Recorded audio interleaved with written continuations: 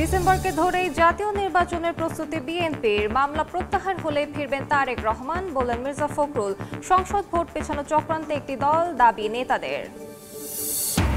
ভোটের আগে বিচার ও সংস্কার চায় জামায়াত। আওয়ামী লীগের নিবন্ধন বাতিল না হলে নির্বাচনে বিশৃঙ্খলার শঙ্কা নাগরিক কমিটির।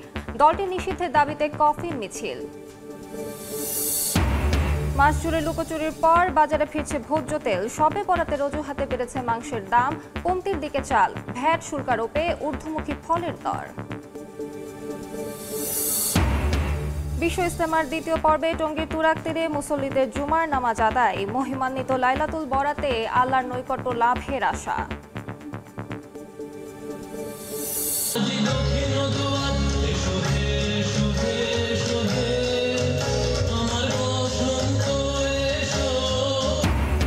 ফাগুন হাওয়ায় নগর জুড়ে ভালোবাসার উৎসব। রঙিন সাজে প্রাণ প্রকৃতিও। বসন্ত ও ভালোবাসা দিবসের যুগলবন্দি উদযাপন।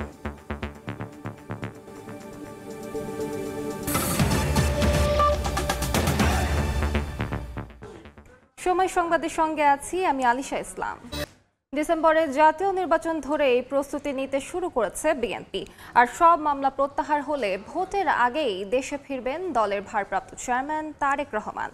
সময় সংবাদকে দেয়া একান্ত সাক্ষাৎকারে কথা বলেছেন বিএনপি মহাসচিব মির্জা ফখরুল ইসলাম আলমগীর। চলতি মাসেই নির্বাচনের রোডম্যাপও প্রত্যাশা করেন তিনি। মহাসচিবের বিশেষ সাক্ষাৎকার নিয়েছেন আহমেদ সালেহীন। তো গণতন্ত্র পুনরুদ্ধারের জন্য লড়াই আপনারা করে যাচ্ছেন, সেই কারণে আপনি বারবার বলেন সবকিছু সংকট সমাধানের একটাই উপায় নির্বাচন। প্রধান উপদেষ্টার সঙ্গে বৈঠক করেছেন, সেখানেও কিন্তু আশ্বস্ত হয়েছেন বলে আপনি জানিয়েছিলেন যে ডিসেম্বর নাগাদ নির্বাচন হয়, যেটা আপনাদের দাবি ছিল যে এই বছরের মধ্যে নির্বাচন।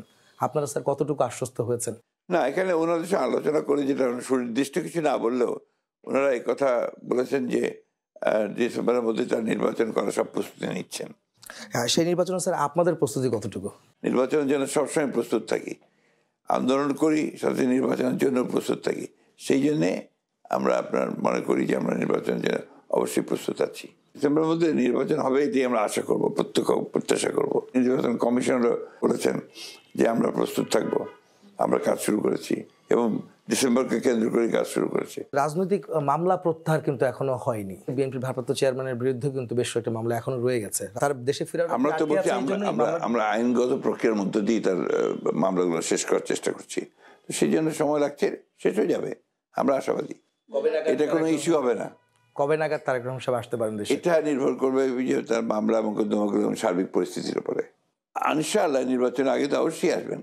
যে টানাপোড়েন শুরু হয়েছে ভারতের সঙ্গে বাংলাদেশের, আসলে অনেক নানা বিষয়ে বিএনপিকে অনেক সময় বলা হয় যে ভারতের বন্ধু না, একটা পক্ষ এস্টাবলিশ করার চেষ্টা করে। আপনারা এখানে কি বলবেন স্যার? ইন্টারন্যাশনাল যে পলিসি আর কি আপনার সেই ফরেন রিলেশন সম্পর্কে, সে সম্পর্কে আমাদের একটা বক্তব্য আছে সবসময় যে আমরা সকলের বন্ধু হতে চাই, বা সকলেই আমাদের বন্ধু। আমরা কাউকে প্রভু হিসাবে মেনে নিতে চাই না। এটা তো আমাদের ওপেন ডিক্লারেশন আছে এবং সে ভারতের সঙ্গে একই সম্পর্ক আমাদের রক্ষা করব আমরা।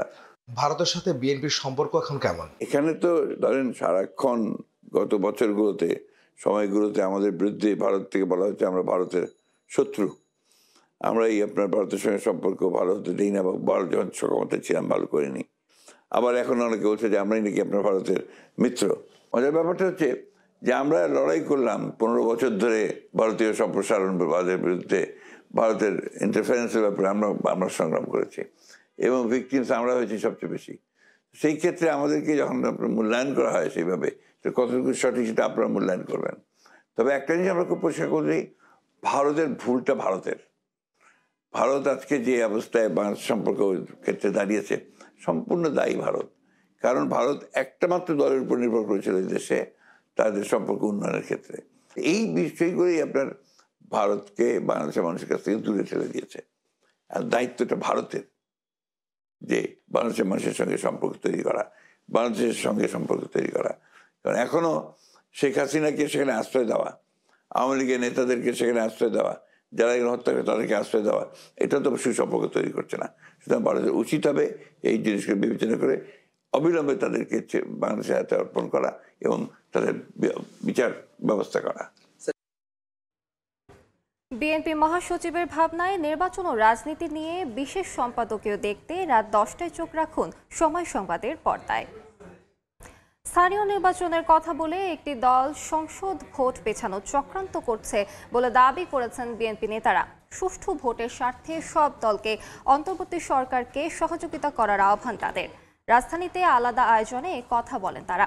স্থানীয় নাকি জাতীয়, এই বিতর্ক তুলে বিরাজনীতিকরণের অপচেষ্টা চলছে বলেও অভিযোগ বিএনপি নেতাদের। আগে কোন নির্বাচন, জাতীয় নাকি স্থানীয়, এ নিয়ে পাল্টাপাল্টি বক্তব্য এসেছে বিএনপি জামায়াতের পক্ষ থেকে। জামায়াত ইসলামী চায় আগে স্থানীয় নির্বাচন, এতে না বিএনপির। শুক্রবার জাতীয় প্রেসক্লাবের সামনে মুক্তিযুদ্ধের প্রজন্ম আয়োজিত নাগরিক সমাবেশে বিএনপি চেয়ারপারসনের উপদেষ্টা জয়নুল আবদিন ফারুক বলেছেন, জাতীয় নির্বাচনের আগে স্থানীয় নির্বাচনের কথা বলে একটি দল নতুন করে ষড়যন্ত্র শুরু করেছে। এখনো এই সরকারকে সমর্থন দিল, নির্বাচন নিয়ে কোনো চক্রান্ত হলে আমরা মাথা নত আল্লাহ ছাড়া কারো কাছে করব। পবিত্র শবে বরাত উপলক্ষে মিলাদ ও দোয়া মাহফিলের আয়োজন করে বিএনপি। এ সময় দলটির সিনিয়র যুগ্ম মহাসচিব রুহুল কবির রিজভী আহমেদ বলেন, স্থানীয় নাকি জাতীয়, এই বিতর্ক তুলে বিরাজনীতিকরণের অপচেষ্টা চলছে। এটা তো বিরাজনীতিকরণ, এই বিতর্কটা নিয়ে এসে স্থানীয় সরকার আগে না পার্লামেন্ট আগে, মাথা আগে থাকে না লেজ আগে থাকে। এদিন সকালে নয়াপল্টনে বিএনপির কেন্দ্রীয় কার্যালয়ে এক অনুষ্ঠানে দলের স্থায়ী কমিটির সদস্য মির্জা আব্বাস বলেন, সরকারকে বিভ্রান্ত করার জন্যই নির্বাচন নিয়ে কিছু রাজনৈতিক দল নানামুখী বক্তব্য দিচ্ছে। সুষ্ঠু নির্বাচনের স্বার্থে সব দলকে অন্তর্বর্তী সরকারকে সহযোগিতা করার আহ্বান জানান তিনি। এই সরকারকে বিভ্রান্ত করার জন্য বিভিন্ন রাজনৈতিক দল বিভিন্নভাবে নির্বাচন নিয়ে বিভিন্ন কথা বলছেন, এই সরকারকে অস্বস্তির অবস্থা ফেলে দিচ্ছেন। আমরা এই সরকারকে বলতে চাই, আপনারা ডিসেম্বরের ঘোষণা দিয়েছেন, ডিসেম্বরে নির্বাচন দিন। রমজানের আগে দ্রব্যমূল্য সহনীয় রাখতে সরকারকে তৎপরতা বাড়ানোর আহ্বান জানান বিএনপি নেতারা। আফজাল হোসেন, সময় সংবাদ, ঢাকা। কালো টাকা ও পেশি শক্তির প্রভাবমুক্ত ভোট উদযাপনে জাতীয় নির্বাচনের আগে জুলাই গণহত্যার বিচার ও প্রয়োজনীয় সংস্কার চায় জামায়াতে ইসলামী। বিকেলে নরসিংদীর ষাটেরপাড়া কালীকুমার উচ্চ বিদ্যালয় মাঠে কর্মী সম্মেলনে এ কথা জানান দলটির আমির ডাক্তার শফিকুর রহমান। ফ্যাসিবাদের বিরুদ্ধে মাথা নত না করায় জামায়াতের নিবন্ধন বাতিল করা হয় দাবি করে অবিলম্বে তা ফিরিয়ে দিতে নির্বাচন কমিশনের প্রতি আহ্বান জানান তিনি। ২৪-এর বিপ্লব ও ছাত্র জনতার আত্মত্যাগকে সমুন্নত রাখতে জামায়াত আপোষহীন থাকবে বলেও ঘোষণা করেন ডাক্তার শফিকুর রহমান। এর আগে দীর্ঘ ২ যুগেরও বেশি সময় পরে জেলায় সমাবেশ হওয়ায় ব্যাপক উৎসাহ নিয়ে দলে যোগ দেন দলটির নেতাকর্মীরা। যারা অতীতে অন্যায়ের কাছে, ফ্যাসিবাদের কাছে মাথা নত না করার কারণে যাদের নিবন্ধন কেড়ে নেওয়া হলো, তাদের নিবন্ধনটা পরিবর্তনের সাথে সাথে তাদের হাতে ফেরত দেওয়া উচিত ছিল। আমরা সরকারের কাছে দাবি জানাচ্ছি, অবিলম্বে আমাদের পাওনা আমাদের কাছে ফেরত দিন। প্রত্যেকটি গণহত্যাকারীকে দেশে হোক বিদেশে হোক পাকড়াও করে ট্রাইব্যুনালের হাতে তুলে দিতে হবে। খুনিদের বিচার করতে হবে, প্রয়োজনীয় সংস্কার সাধন করতে হবে, তারপরে একটা সুষ্ঠু নির্বাচনও দিতে হবে। এই ৩টা দাবি আমার দাবি রয়েছে, জনগণের দাবি। আগামীকাল থেকে সংস্কার নিয়ে রাজনৈতিক দলগুলোর সঙ্গে সরকারের আলোচনা শুরু হবে বলে জানিয়েছেন উপদেষ্টা আদিলুর রহমান খান। দেশে আর কখনো ফ্যাসিবাদ মাথাচাড়া দিতে পারবে না বলেও হুঁশিয়ার করেন তিনি। স্বৈরাচার প্রতিরোধ দিবসে শ্রদ্ধা জানানো শেষে কথা বলেন আদিলুর।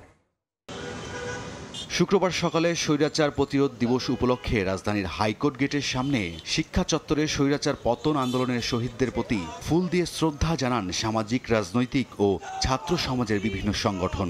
এ সময় ৯০ এবং ২৪-এর শহীদদের স্মৃতিচারণ করে বিভিন্ন সংগঠনের নেতারা বলেন, স্বৈরাচার এরশাদ এবং শেখ হাসিনা পতনের আন্দোলন একই সূত্রে গাঁথা। তাই সব ষড়যন্ত্র মোকাবেলা করে সব রাজনৈতিক দলকে ঐক্যবদ্ধ থাকার আহ্বানও জানান তারা। জুলাইয়ের এই ছাত্র সমাজের যে আন্দোলন, এই আন্দোলনের সাথে আমাদের ফেব্রুয়ারি আন্দোলনের যে ধারাবাহিকতা, যে পরম্পরা, এটা আমরা দেখতে পাই। আমরা চাই যারা বিগত দিনে ফ্যাসিস্ট বিরোধী আন্দোলন করেছে সে সকলে ঐক্যবদ্ধ হবে, আগামীতে একটি গণতান্ত্রিক সরকার কায়েম হবে। শ্রদ্ধা জানানো শেষে সাংবাদিকদের সঙ্গে কথা বলেন শিল্প ও গণপূর্ত উপদেষ্টা আদিলুর রহমান খান। জানান, শনিবার থেকে সংস্কার নিয়ে রাজনৈতিক দলগুলোর সঙ্গে শুরু হবে অন্তর্বর্তী সরকারের আলোচনা। আগামীকাল থেকে যে সংস্কার নিয়ে আলোচনা শুরু হবে রাজনৈতিক দলগুলোর সঙ্গে, এই সংস্কারের আলোচনা দেশে একটা গণতান্ত্রিক ব্যবস্থা প্রতিষ্ঠার জন্য এগিয়ে নিয়ে যাবে দেশকে। নতুন বাংলাদেশে আর ফ্যাসিবাদ মাথা চাড়া দিয়ে উঠতে পারবে না বলেও হুঁশিয়ারি দেন উপদেষ্টা আদিলুর রহমান। রায়দুল ইসলাম শুভ, সময় সংবাদ, ঢাকা। আওয়ামী লীগের নিবন্ধন বাতিল না হলে নির্বাচনে বিশৃঙ্খলা তৈরি হতে পারে বলে শঙ্কা প্রকাশ করেছেন জাতীয় নাগরিক কমিটির আহ্বায়ক নাসরুদ্দিন পাটোয়ারি। স্বৈরাচার প্রতিরোধ দিবস উপলক্ষে জাতীয় প্রেস ক্লাবে এক আলোচনা সভায় তিনি এ শঙ্কার কথা বলেন। নাগরিক কমিটির আহ্বায়ক আরও বলেন, ট্যাগিংয়ের মাধ্যমে এখনও বিভেদের রাজনীতি চলছে, এটি রুখে দিতে প্রয়োজন রাজনৈতিক ও সামাজিক ঐক্য।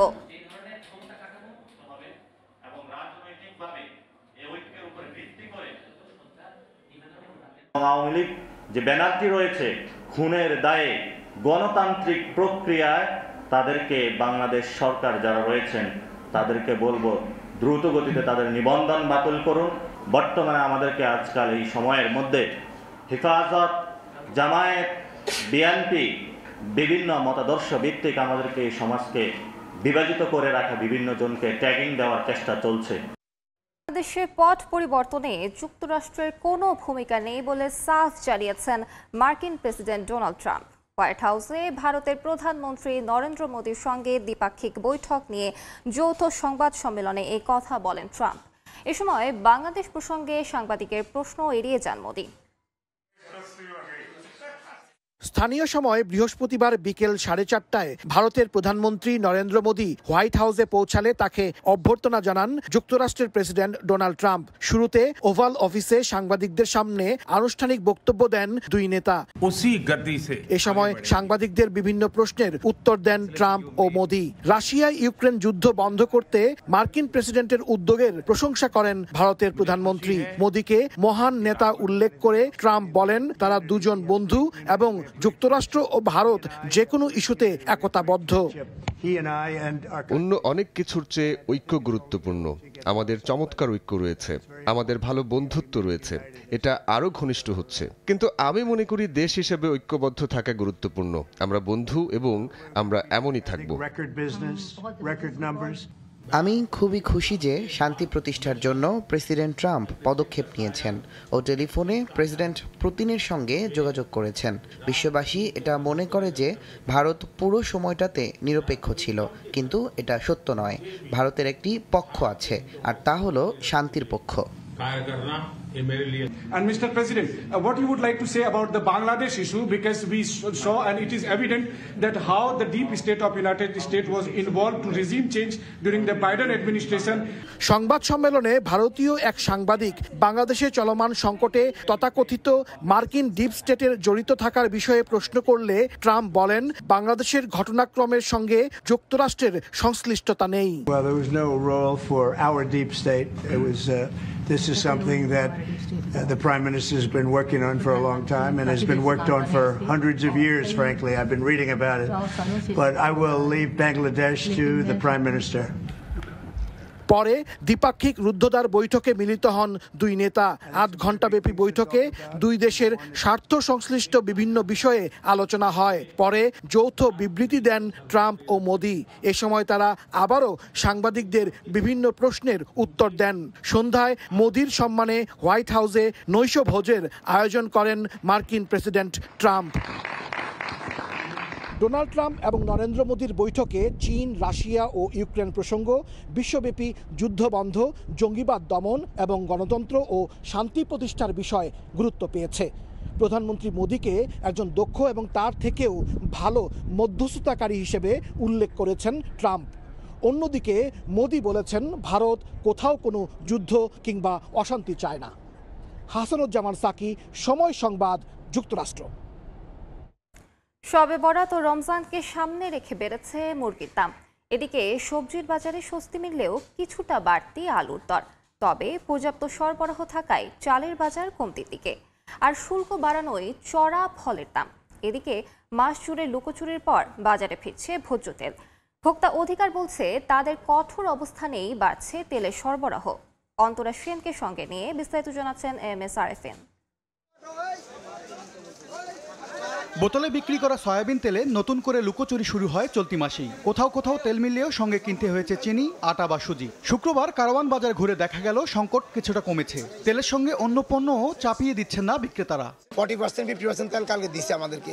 এর আগে তো একদম তেলই দেয় নাই, প্রত্যেক 2-3 দিন বাদে 5 কারণ 10 কারণ তেল দিত। যত মূল্য আছে ওই মূল্যতে আনি আইনা আমরা ওটার থেকে কিছু বাড়িয়ে ব্যস্ত হয়। দুই একটা কোম্পানি মোটামুটি ভালো সাপ্লাই দিচ্ছে মার্কেটে, মোটামুটি ওদের কারণেই মার্কেটটা এখনো এস্টাবলিশড আছে। এখনো ভোক্তা অধিকার সংরক্ষণ অধিদপ্তর জানালো, সংস্থাটির কঠোর অবস্থানের ফলে বাজারে বেড়েছে তেলের সরবরাহ। তেলের সাথে যুক্ত যে রিফাইনারির যে বাল্কে এবং বোটলিং করেন, ওনারা একটা সিগন্যাল পেয়েছেন বোধহয় যে আমরা এই জায়গায় হার্ড আছি। আমরা রাষ্ট্রের পক্ষ থেকে যদি কঠোর হই, আইন নিয়ন্ত্রণ করি এবং শৈথিল্য না করি, একটা সময় তারা আইন মানতে বাধ্য। এদিকে রমজানকে সামনে রেখে ব্রয়লার ও সোনালী মুরগির দাম বেড়েছে কেজিতে 10 থেকে 15 টাকা। কেজিতে 2 টাকার মতো বেড়েছে আলুর দাম। তবে কমতির দিকে চালের বাজার। গত সপ্তাহে বিক্রি করছি 190 টাকা, আমরা এই সপ্তাহে বিক্রি করতেছি 195 প্লাস 200 টাকা। ধাপে ধাপে দাম বাড়তেছিল, ওটা এখন নেই, এখন কমতির দিকে। কেজিতে 2 টাকা বাড়ছে, পাইকারি বস্তা আছে 2 টাকা 19 টাকা কেজি। কাঁচা বাজারে কিছুটা স্বস্তি মিললেও ফলের বাজার চড়া। তাজা ফল আমদানিতে সম্পূরক শুল্ক বাড়ানোয় পাইকারি ও খুচরা বাজারে বেড়েছে আপেল, কমলা সহ বিভিন্ন ফলের দাম। মানুষে ফল খাবে না ভাত খাবে আগে? আমরা মাল নিলে 300-র নিচে কোনো আপেল বিক্রি করা যায়, নিচেরটা, উপরটা আছে। শুল্ক কমানোর দাবিতে শুক্রবার থেকে আমদানি বন্ধের ঘোষণা দিলেও তা স্থগিত করেছেন ব্যবসায়ীরা। বলছেন ভোক্তা অধিদপ্তর ও সরকারের সঙ্গে আলোচনা করে তারা সমাধান চান। সাধারণ যাতে কষ্ট না পায় এবং সাপ্লাই চেনটা যাতে ঠিক থাকে, এবং যে এমনি ফলের দাম বেশি, আরো বন্ধ করলে আরো বেড়ে যাবে। চাহিদা থাকলেও অতিরিক্ত দামের কারণে বিক্রি কমে গেছে বলে দাবি ব্যবসায়ীদের। তাদের শঙ্কা, আসছে রমজানে লোকসান গুনতে হবে তাদের। MS আরেফিন, সময় সংবাদ, ঢাকা। সময় সংবাদ। এবার বসন্ত বরণের খবর। ফাগুন হাওয়ায় নগর জুড়ে পালন হচ্ছে ভালোবাসার উৎসব। শীতের রুক্ষতা শেষে প্রাণ প্রকৃতিতে এখন রঙিন সাজ। সিতারে বসন্ত মুখারির আগে তাই ঋতুরাজকে আনুষ্ঠানিকভাবে স্বাগত জানানো হলো ঢাকা বিশ্ববিদ্যালয়ের বকুলতলায়। এতে যোগ দেয় নানা বয়সী মানুষ এবং তাদের প্রত্যাশা প্রকৃতি আর পোশাকের রঙের ছটা ছড়িয়ে পড়ুক অন্তরে অন্তরে।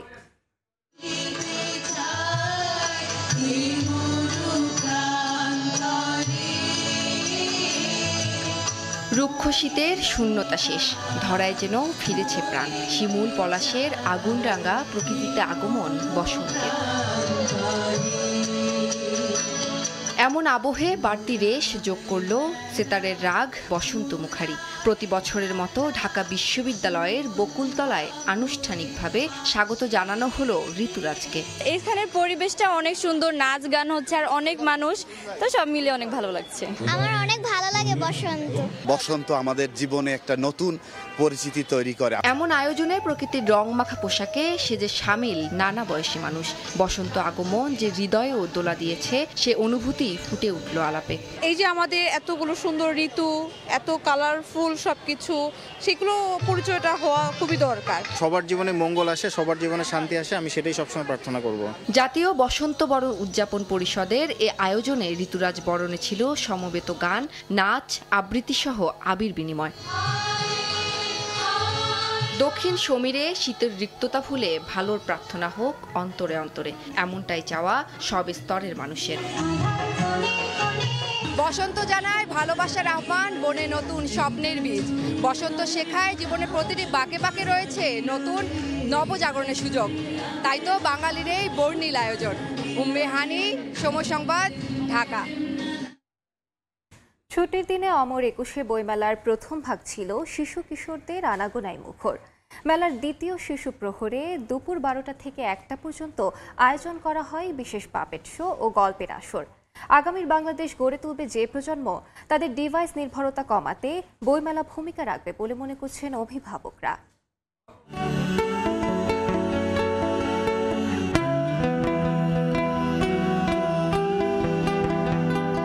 কল্পনার রাজ্যে হাজারো গল্পের মিতালি আর ছড়াদের হুড়োহুড়ি।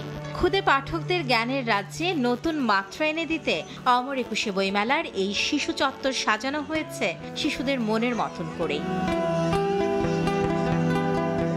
ছোট্ট সোনামণিদের হই হুল্লোড় আর আনন্দে মুখরিত হয়ে ওঠে পুরো চত্বর। সিসিমপুরের প্রিয় চরিত্রদের দেখা না পেলেও শিশুরা নিজেদের মাতিয়ে রাখে পাপেটের সঙ্গে। সেই সঙ্গে ছিল পুতুল নাচ আর গল্প বলার আসর। আব্বু আমার সাথে বই কিনতে এসেছি। বই মেলায় আমি ইকরি দেখতে আসি।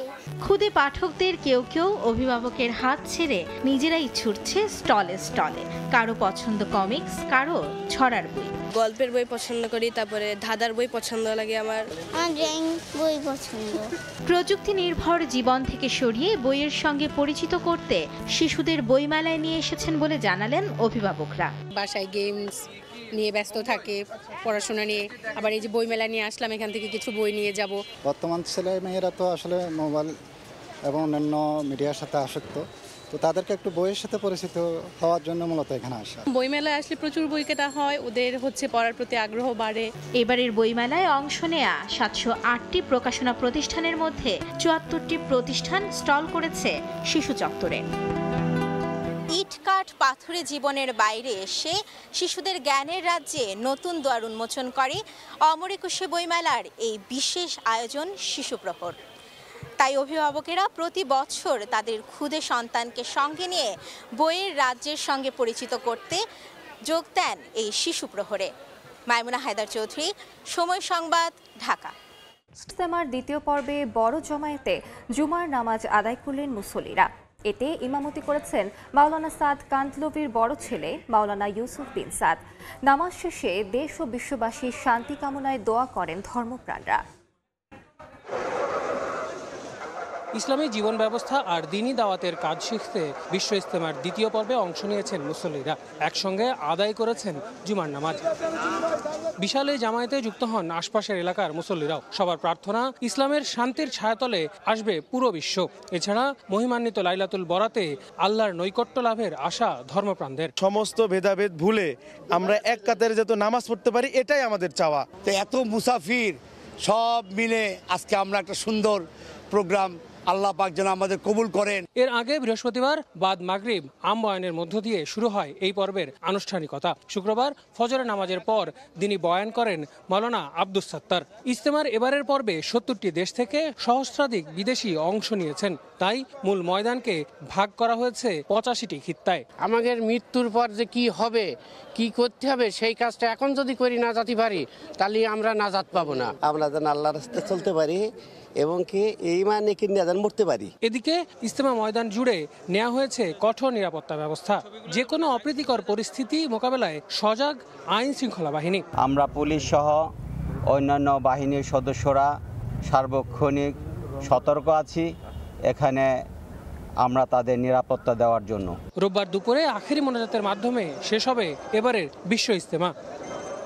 এবারই প্রথম শবে বরাতের মতো এক মহিমান্বিত রাত পাচ্ছেন বিশ্ব ইজতেমায় আগত মুসল্লিরা। তাই সেই জায়গা থেকে মহান সৃষ্টিকর্তার কাছে তাদের চাওয়া একটাই, ইসলামের শান্তির ছায়ায় আসবে পৃথিবীর প্রতিটি মানুষ। টঙ্গীর তুরাগ নদের পাড় থেকে আল আমিন তুষার, সময় সংবাদ। আজ মহিমান্বিত লাইলাতুল বরাত। পরম করুণাময় মহান আল্লাহর নৈকট্য লাভের আশায় রাতভর ইবাদত বন্দেগিতে কাটাবেন ধর্মপ্রাণ মুসলমানরা। অতীতের পাপ ও অন্যায়ের জন্য ক্ষমা প্রার্থনা এবং দেশ জাতির মঙ্গল কামনায় সৃষ্টিকর্তার দরবারে দুহাত তুলবেন তারা। আরও জানাচ্ছেন শফিক মুন্সি। পরম করুণাময় মহান আল্লাহর অনুগ্রহ লাভের আশায় নফল নামাজ, কোরআন তিলাওয়াত ও জিকিরে মগ্ন ধর্মপ্রাণ মুসল্লিরা। পাপমোচনের প্রার্থনায় চাওয়া পরিশুদ্ধ জীবনযাপন। মহিমান্বিত রাত হিসেবে প্রতি বছর হিজরি শাবান মাসের মাঝামাঝিতে মুক্তি, শান্তি ও কল্যাণ কামনায় পবিত্র শবে বরাত পালন করা হয়। এবারও ধর্মীয় নানা আনুষ্ঠানিকতার মাধ্যমে পালিত হবে এ রাত। ইসলামী চিন্তাবিদরা বলছেন, এ রাতে অতীতের পাপ ও অন্যায়ের জন্য ক্ষমা প্রার্থনা করে দুহাত তুলে মোনাজাত করা হবে সৃষ্টিকর্তার দরবারে। আল্লাহ সুবহানাহু ওয়া তাআলা এ রাতে মাফ করে দেওয়ার একটি ঘোষণা দিয়েছেন হিংসুক এবং মুশরিক ব্যতিরেকে সবাইকে। আমরা যদি বেশি বেশি করে আল্লাহকে ডাকি, তাসবিহ তাহলিল করি, কোরআন তেলাওয়াত করি, ইবাদতের পরিবেশ সর্বোচ্চ সুযোগ কাজে লাগিয়ে যদি আল্লাহমুখ হতে পারি, এর থেকে বড় নিয়ামত আর কিছু নেই। মহিমান্বিত এই রাতে আমরা বেশি বেশি নফল ইবাদত করব আর কোরআন তেলাওয়াত করতে পারি এবং এর পরের দিন যে দিনটাতে আছে সেটাতে আমরা নফল রোজা রাখতে পারি। পবিত্র শবে বরাত রমজান মাসের আগমনী বার্তাও, কেননা এর মধ্য দিয়েই শুরু হয় সিয়াম সাধনার প্রস্তুতি। তাই তো হাজার মাসের ইবাদতের চেয়েও এ রাতের ইবাদত উত্তম। আল্লাহর সাথে অন্য কারোর যদি কেউ শিরিক করে তার কিন্তু মাপ নেই। আর হিংসুক যে অন্যের ভালো দেখতে পায় না, অন্যের উপরে জুলুম করে, নির্যাতন করে, অন্যকে দাবিয়ে রাখে, পরমত সহিষ্ণু হতে পারে না, তাদেরকে আল্লাহ তাআলা মাফ করবেন না। বাংলাদেশে সহ অনেক দেশেই দেখা যায় যুবকরা আতশবাজি, পটকা ফুটানো সহ নানা কাজে লিপ্ত হয়ে যায়। এটা একদমই অনুচিত কাজ। এবং অনেকেই দেখা যায় বাসা বাড়িতে শবে বরাত উপলক্ষে হালুয়া রুটি বানাচ্ছে। তো এই জিনিসগুলো আসলে এই মহিমান্বিত রাতে এই কাজে সময় না ব্যয় করে ইবাদতে যদি ব্যয় করা হয়, এটা আমার মনে হয় সবচেয়ে বেশি ভালো হবে। ইসলামী চিন্তাবিদদের আশা, এই রাতের কল্যাণে কেটে যাবে সংকটকাল, আগামী দিন হয়ে উঠবে কল্যাণময়। সবার উপর বর্ষিত হবে সর্বশক্তিমান আল্লাহর করুণা, দৃঢ় হবে সামাজিক বন্ধন ও ভ্রাতৃত্ববোধ। শফিক মুন্সি, সময় সংবাদ, ঢাকা। চ্যাম্পিয়ন্স ট্রফিতে অংশ নিতে সংযুক্ত আরব আমিরাতে পৌঁছেছে বাংলাদেশ ক্রিকেট দল। গতকাল মধ্যরাতে ঢাকা থেকে উড়াল দিয়ে আজ ভোরে দুবাই পৌঁছায় টাইগাররা। একদিনের বিশ্রাম শেষে শনিবার অনুশীলনে নামবে শান্তর দল। একমাত্র অফিসিয়াল ওয়ার্ম আপ গেমে 17 ফেব্রুয়ারি পাকিস্তান শাহিনসের মুখোমুখি হবে বাংলাদেশ। 20 ফেব্রুয়ারি ভারতের বিপক্ষে ম্যাচ দিয়ে শুরু হবে টাইগারদের চ্যাম্পিয়ন্স ট্রফি মিশন। এই ছিল সময় সংবাদে।